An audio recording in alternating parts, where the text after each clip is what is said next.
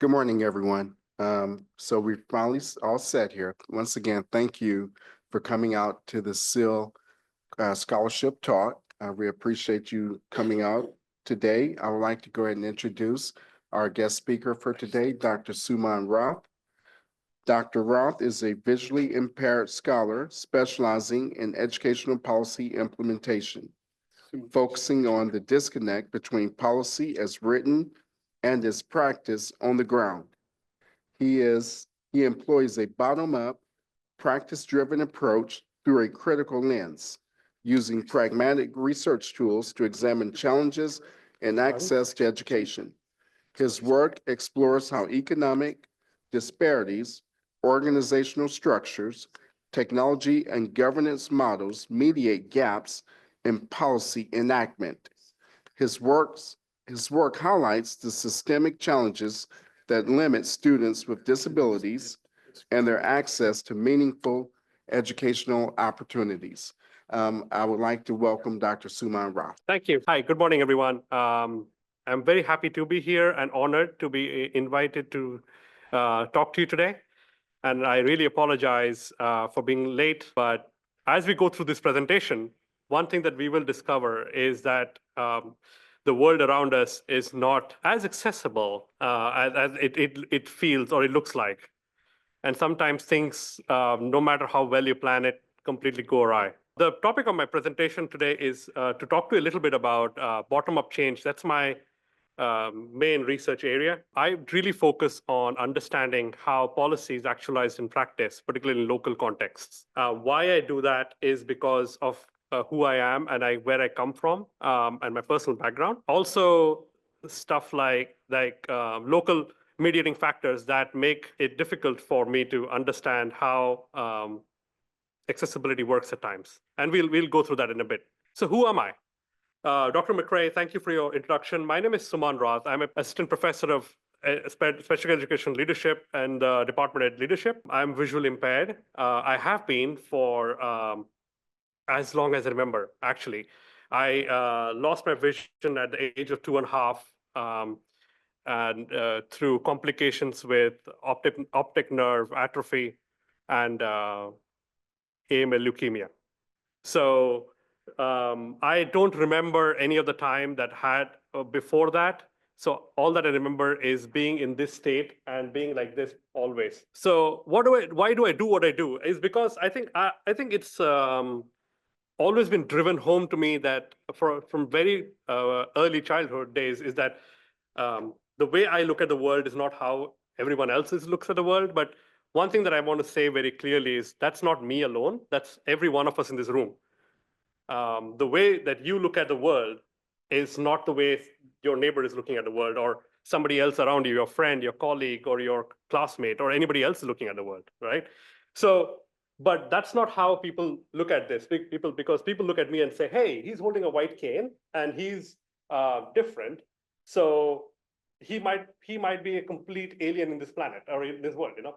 So, but to make things a little more accessible is that ever since I went to a classroom and went to school and I interacted with my peers, I was always made to feel it. I was different. So I might have a different view in life, but I was made to feel I was different because I couldn't read a textbook or I couldn't access things the way people accessed it. I couldn't do transportation. I couldn't access a building. So that's why one of my main research objectives, driven by my own experience, is to try to ensure a holistic classroom for our students today.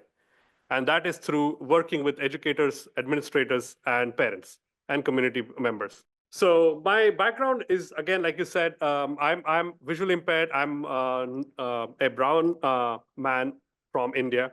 And I have my own multicultural, multi-ethnic background. I have spent most of my education in urban cities, but I was brought up and born in a small town in India. So, and then is foregrounded by my graduate education in the United States.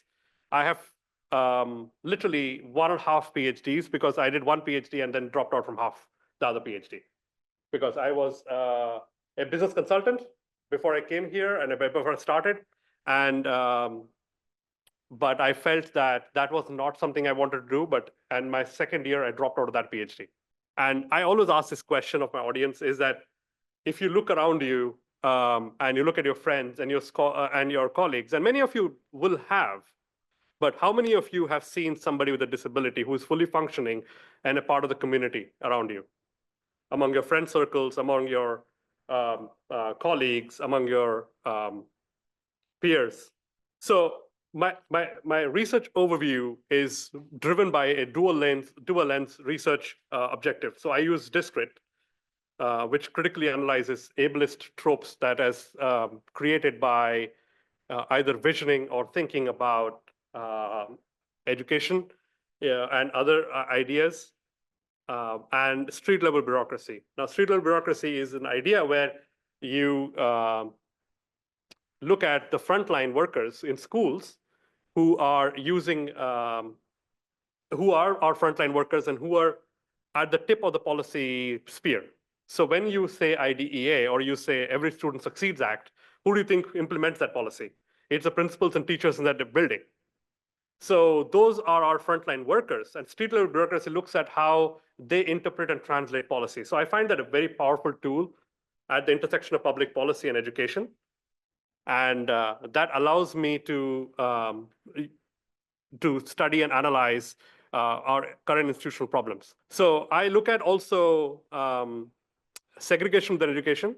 And to many of us, segregation was abolished when Brown v. Board of Education happened in '54, right? And the Civil Rights Act of '64. But segregation happens in insidious and different ways around us. It happens in both higher education and in school education. One example that comes to my mind is that simple example, which was created to help people like me, but it also creates an immense amount of pain and difficulty at times. So I'll give this example. So when I go to the airport to take a flight, often enough, somebody will come up and help me to board the flight because there is a lot of moving parts in the airport, and I need help in accessing my flight, right?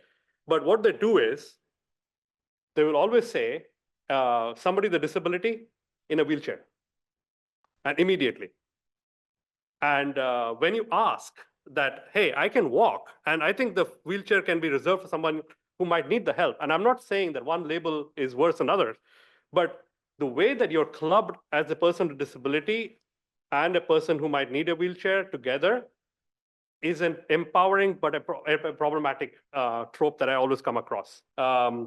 Because not because of my objecting to the fact that I don't want to be in a wheelchair, but what they'll often do is that you will be wheeled across like a bag and then put into one corner, and you're allowed to sit there until your flight comes in. So it takes away your agency. And that's where I'm saying what Minnow says, that sometimes your differences empower you, but sometimes your differences also make you different and make you stand out and segregated.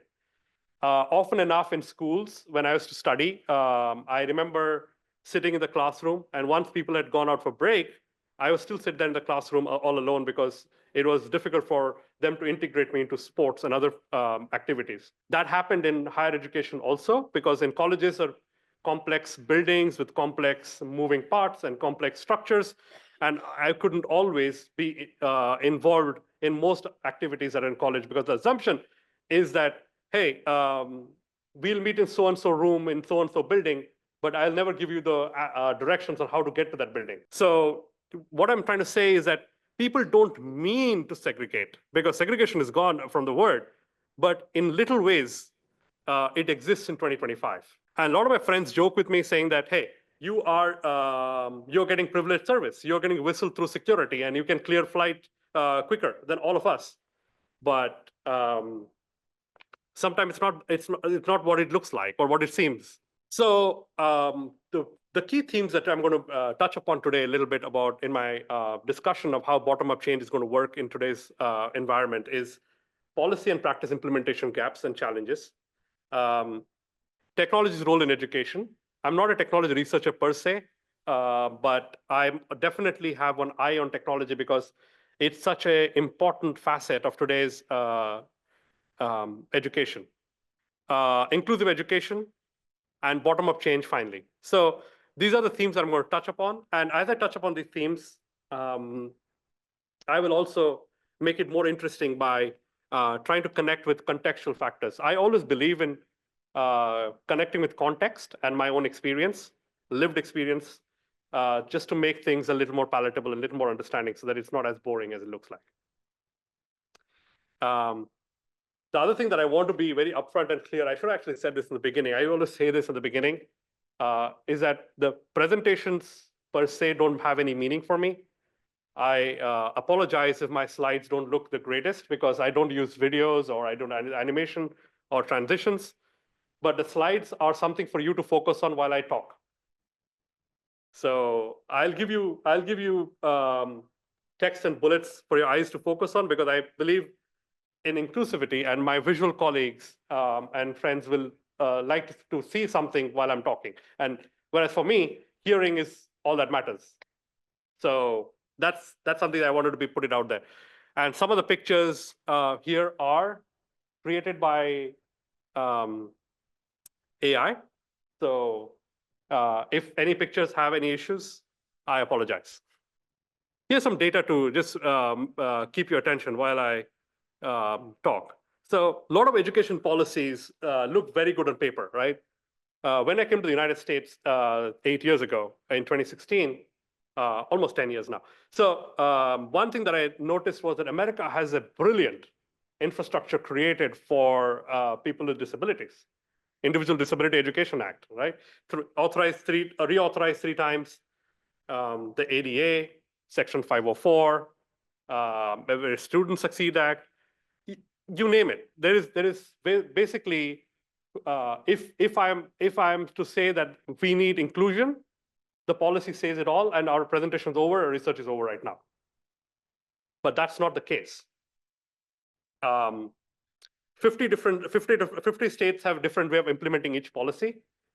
As of the last report from the Office of Special Education and to Congress, 32 states don't implement a least restrictive environment, for example, where students with disabilities are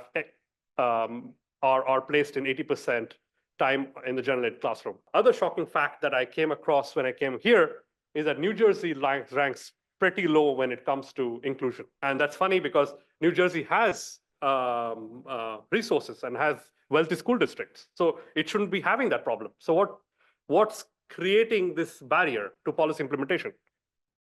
And I'm not talking about disability alone here. Disability is something that I'm interested in, but I'm also talking about all students who are, regardless of which community they come from or what disability they have. The policy implementation at the local context remains patchy. A research across 50 countries showed that almost 75% of teachers and administrators said that most policies are written without their feedback. Okay, let's go back. Let's go forward. Yeah. The other thing that has happened is the rise of technology in education. One thing that I will definitely say is that technology has made my life easier.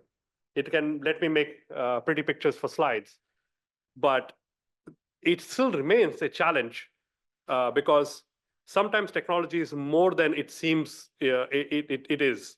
I was at the recent Council for Exceptional Children conference over the weekend, and it was a great conference. But one thing that came up in the presentations, in the keynote speeches, was how excited people are about AI. But here's the problem.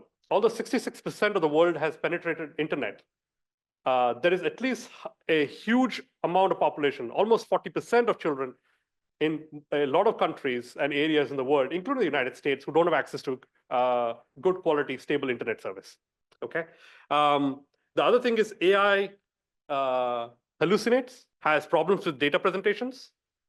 And for someone like me, it's very hard to identify what's right and what's wrong, what's factual and what's wrong. So if I was to completely leave myself and my research to AI, then I'm going to create mistakes. And if that's me with a PhD, then assume what happens to high school students who are completely relying on this for their education. And this is something that is not mentioned by AI companies. I agree it's a brave new world, but at this point, I think it's also important for us to be critically aware of what it can do and what it cannot do. Maybe it can aggregate very well. Maybe it can summarize very well. So again, if we are to deliver equity in outcomes that students receive, then we cannot depend on technology and AI to do our job completely. And as if bottom-up delivery of education services didn't have enough complications, now we have technology as a complicating and mediating factor that is problematic. That means affordability, access, and the institutional acceptance of this package agreement with tech companies. So I just want to leave you at that. Like I said, I'm not a tech researcher. I look at it only because I'm very interested in delivery of education and educational outcome for our children, and equity in educational delivery. And I think technology has both a good role and a bad role to play, and we need to be aware of both. So one thing that I want to talk to you about a little bit about technology before I move on is a experience that I have oftentimes. So I do a lot of research, and I meet a lot of people, and I talk to a lot of people. So I use something in my phone to dictate my notes, because it's easier sometimes. But as you can tell from my accent, I'm not a native born American. I'm not a monolingual. I have 3 languages, and I have an accented English. So when I take notes, if I trust those notes, then believe me, it'll be a disaster, because I have to do a lot of editing. And I'll tell you an example. The other day, I was telling Siri a dictation about, giving her a dictation on notes, and I was telling her about students' affordances in accessing community-based services. And the notes that came out was students are not able to afford community services, right? So if I come back and check, then I know that that's not what I dictated. But if I just blindly accept those notes, then it's a problem. So I just want to leave you with that thought, that speech recognition can be a problem for people who don't speak very well. And auditory software can be a problem, are not perfect, and can be a problem for people who don't hear very well. So, and so on and so forth. Technology is not perfect. And we need to be aware of those ideas before we directly introduce them to our administrators, our teachers, and our children in schools. And have that caveat. So this is something I talked about it before. Policy, the way it's actualized on inclusion on ground, is very different from the policy that happens in writing on paper. I like often talking to my students on how they have viewed and look at disability, and how they look at inclusivity, not only disability, but also inclusivity in all its essence, and the way they look at how students with marginalized communities, coming from marginalized communities and immigrant families and backgrounds are in classrooms. The funny thing, and very sad actually, the story that I got last semester was from this student who said, I'm now 20 years in a school, and I'm a teacher studying to become an administrator in the fast track program in ELAD, very smart student, but I've not been able to do anything about students being segregated because of how they study or what their IEP goals are. They're always put in a room that will be near the gym, out of the way, out of the place, and we can't do anything about it. That's really sad in 2025, if you really ask me about it, because if you are talking about what policies achieved, then you should have equity in at least where the students study. And that's not happening in our schools. And this is not a place I'm talking about where there is no resources. This student's school district is pretty well off.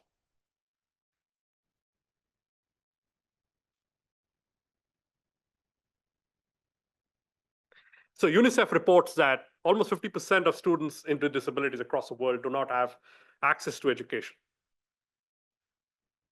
And stigma and lack of resources remains a big problem of how this works. And we'll come to this in my research projects and overview.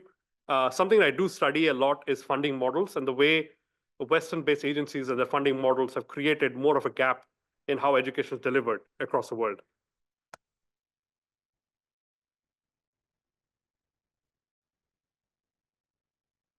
So there's some key strategies that I came up that research has, of course, proven and works with. That means university design for learning, teacher training, educator training, parent enhanced services, and also administrator training. Of course, these are our tools. But something that I also want to talk about is the understanding that our administrators and our educators need to have about how much of power they really have. Because once policy is really written or once law is really written, it's up to the educator and the administrator in the building who actually translate that policy. Sometimes, and most of the times actually, our teachers are overburdened. Our administrators have too much of work on compliance. And our parents are doing 3 jobs a day. So nobody's able to take care of the child's needs and access. And this is something that needs to be driven in a collaborative fashion if we want better bottom-up delivery and bottom-up change. If we do not sit down on the table and talk about our bread and butter issues, then who else will? It's an important factor that we discuss something more than academic outcomes alone, because academic outcomes are important. But then I know children through personal experience and being a teacher in the school that do not have or did not have great skills in what we call academic indicators like math or English or science for a long time. I gave up math in grade 10, never touched it for 7 years, not because I didn't like math, but it was never made accessible. I had a huge problem and challenge doing my GMAT and GRE testing for my PhDs when I was applying.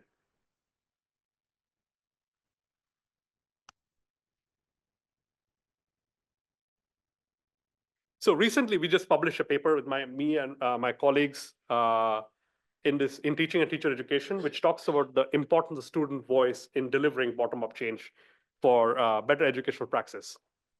And student voice cannot be underestimated. 25 states in the United States actually allow students to sit on board meetings in schools. But what is shocking is the other 25 that do not allow it.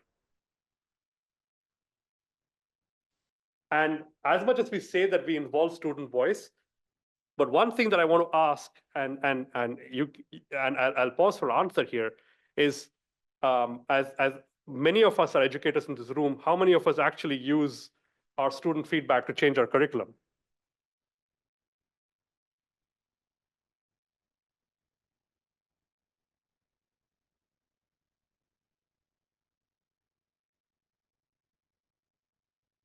Yes.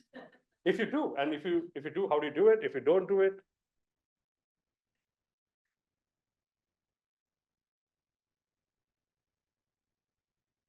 one way to figure more students feel involved and enjoy their learning experience, the more they're invested in it. yes. Feel like, well, they're skimming and clicking society that doesn't read deeply, so I need to, get them through this material, right? That's, I'm putting quote marks. So, I try to, but there's also the challenge of, well, we're busy, we have our own checklist, to-do list, so I'm I guess, I'm thinking through my answer as I talk, sorry. No, that's great. Thank you for answering. Yeah. Yes.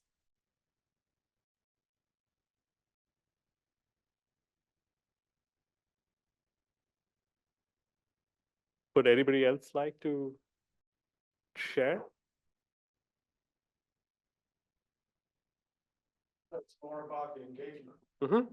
It's more about engagement. If the students are not that engaged, so why should they do my own job? Mm-hmm. That's a good point. Why should they do the job? Yeah.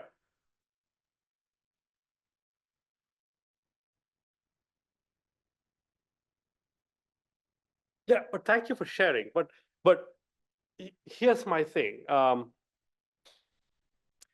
As much as our students are engaged or disengaged, um, my question there is coming is on the point that um, voice is something that has to be modeled. Many of us are researchers in the room, and many of us are educators, and we do a lot of training for educators and administrators who go to schools. And if we do not model this for them, then we cannot expect them to go and model that for their students. One thing that I tried and do is that I always send, and this is not a perfect example, I always send a mid-semester feedback form with one question in it. How are you doing? And what changes do you think we need to do for the rest of the semester? Because then I get to know what my students are thinking of at that point. And it's an anonymous one-question survey. And I got this from somebody who did this in their course. And I agree about the engagement question, because our students are so disengaged because of all the distractions, including social media, how easy it's to access information, et cetera, et cetera.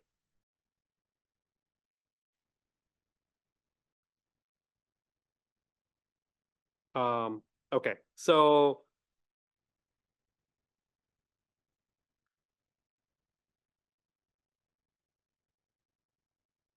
what would the bottom-up approach look like? I've been talking so much about the bottom-up approach.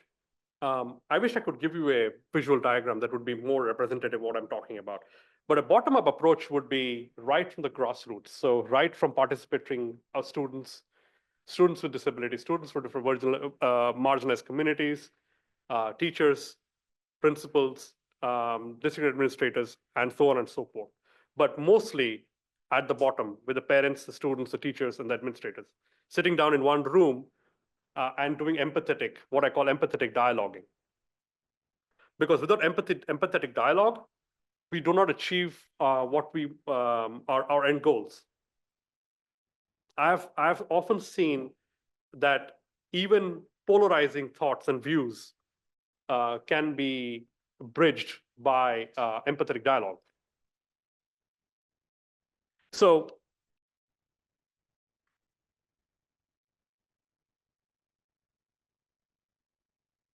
one thing that I always do is that, like I did today also with my students, and I'll open it up in a minute, is that I ask students to share their backgrounds, their vulnerabilities, and why they're in this class together with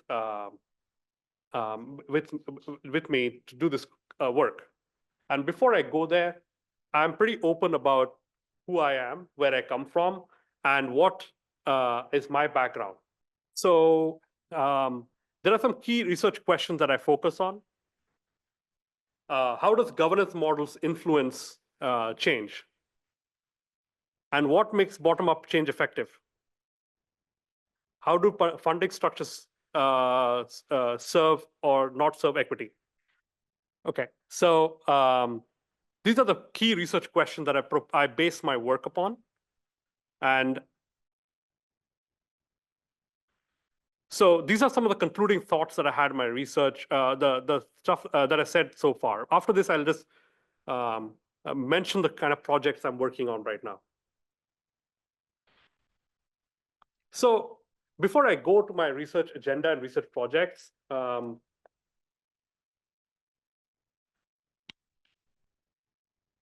which I'll do for about 5 minutes, and then start with the questions, Dr. McRae, Dr. Page. Yeah. So one quick question that I had for the room was, how do we, and also everybody on Zoom, how do we actually provide for inclusion in our own way in our classrooms or in our practices that we are doing? Now that AI is there, it's written into audio, semi-audio, or video, different questions on reading, or video. But I dropped exams for a lot of reasons years ago, and whenever I get a disability accommodation request now, I always made it automatic. You know, so it's really, and that way I'll always write back to students, say, don't worry, this is how it's structured. Yes, you have extra time, you can open 1 week window, et cetera. I have optional assignments if they miss an assignment.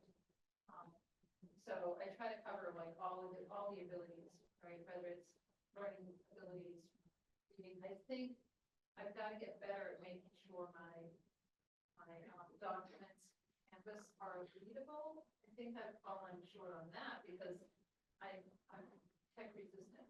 I'm lazy, so I need to make sure my laziness doesn't actually work well. But I think that felt like a really good move to say I'm changing everything I do, and then students don't have to ask for something special. Thank you. And thank you for being honest. Thank you so much. Something that I do, so I guess with my question was now the disability statement is there. And I make reference to that, but then I'll also say to students, even if they don't have a specific disability, if there's something they think that I can do to make their learning experience better, to let me know. I like to start every class with just a check-in.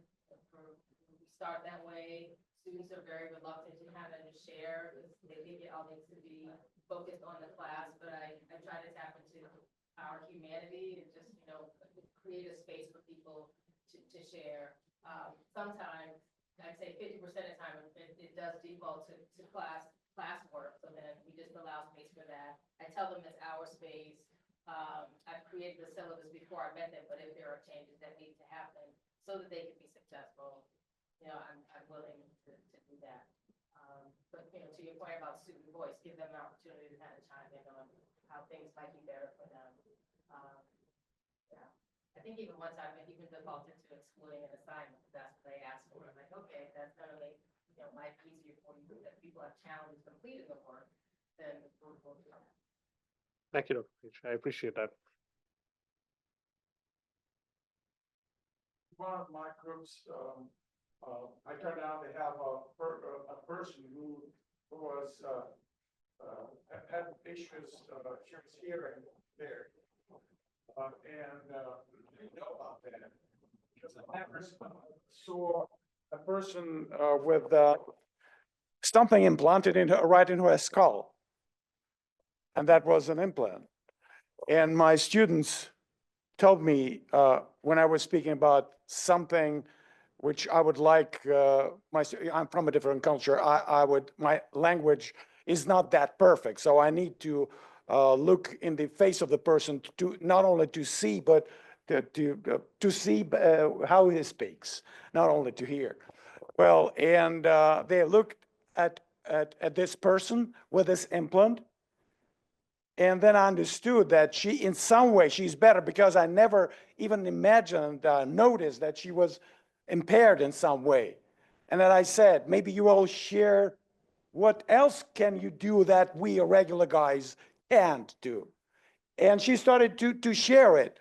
As soon as we excluded her from the regular audience, we started to include her on a different level. And she started to be the hero of the class, because she started to speak very often, well, and she tried to display that Elon Musk's trying to implant something into the head, but she's already there. And she's the first to be benefiting from what the people even don't know, that it could be a benefit from a person. And she was really, so in order to include, you need to exclude first.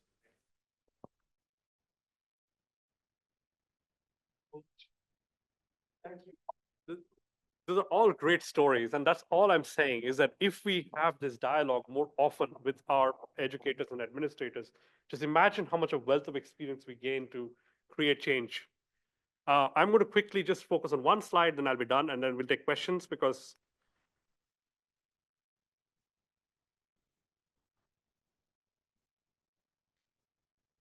so this is my research agenda. I wanted to share each project in detail, but I don't think we'll have time for that. So I work on disconnect between education policy and practice. I've already discussed that. The governance models and how they work, both democratic and non-democratic models, centralized and non-centralized, bottom-up and top-down approaches. So I look at all those approaches in my work. The promises and failures of big technology in delivering educational practices and outcomes. And this is my agenda over the next 5 years. Role of funding models in shaping education. And yeah, I've already mentioned the top-down versus bottom-up approach. So each of this has a range of research papers and initiatives I'm working in collaboration with colleagues. And each of these projects is what I've created that as a roadmap for next 5-7 years of my research. But I wish I had more time, but I can always share any of these projects or more ideas in more depth and detail if you do want to discuss that over a coffee, and we can definitely chat. But I'll leave it at that. And over to Dr. Hugh McRae and Dr. Page.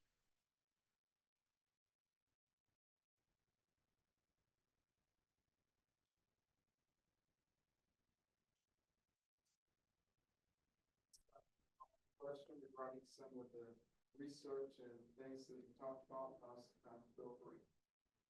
I have one. I feel like it's glaring. I think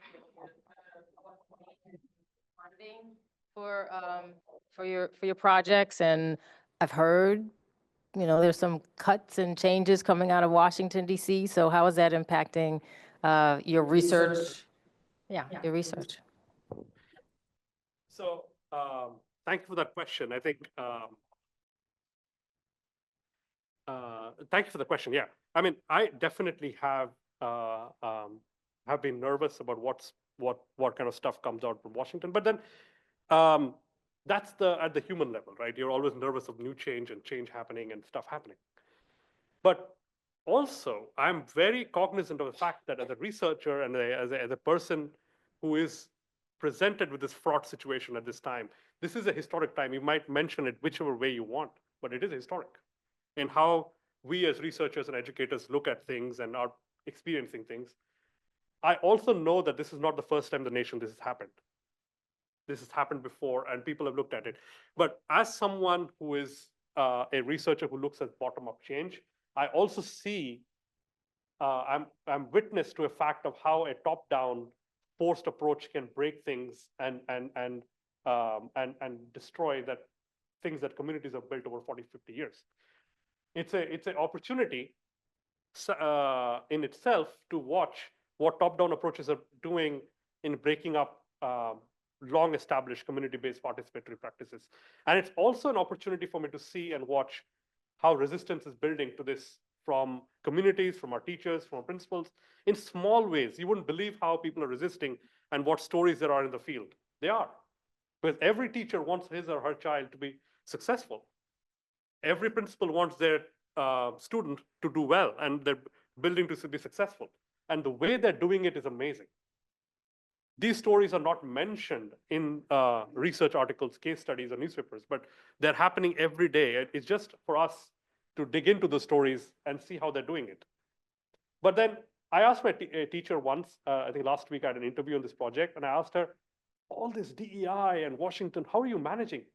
She said, that's what you're seeing now. This has been my life for 10 years. She was from Florida, so you can imagine. So this has been happening for a long time. So she says, when it hits you, and as researchers, it's now hitting your budgets and other things, you're realizing, but we've been working with a constrained resource pool for a long, long time. So yeah, so to cut the long question short, it's been an amazingly learning experience. I, of course, empathize, and I'm always this thing, but also for me as a researcher, I think it's a great opportunity for me to learn and also implement some of the things that the community partners are doing today, I mean. Yeah. So I've heard stories from students about not great accommodations in schools. And I was surprised that New Jersey doesn't have good integration in terms of ability. But then I also learned we have good programs or good program support for students with different abilities, but they're segregated programs, right? So we have good programs, but they're segregated. Then I learned that most parents actually are very fearful that their kid won't get treated well in public schools. So they actually like the segregated programs. So I think this all sort of converges together in relation to teacher training and the idea that I'm kind of coming to now, that education is kind of the glue of our social infrastructure. So we need to constantly keep it refreshed and going and be vigilant. But how do you see this, because you are talking bottom up, how do you see this on the ground in that way, communicating with the parents, making sure teachers are well trained? Like what steps do you think need to be taken in that regard with those two things? Like if parents are afraid their kids are not going to have a good experience if they're mainstreamed, then what about the schools and what about the responsibility from the bottom up for every single teacher to have the ability to teach all students well? I think you make a fair point. I think it's a great point about New Jersey, and something that I've just been here 6 months. So I've been watching this with a lot of interest because New Jersey also has some of the richest school districts in the nation, and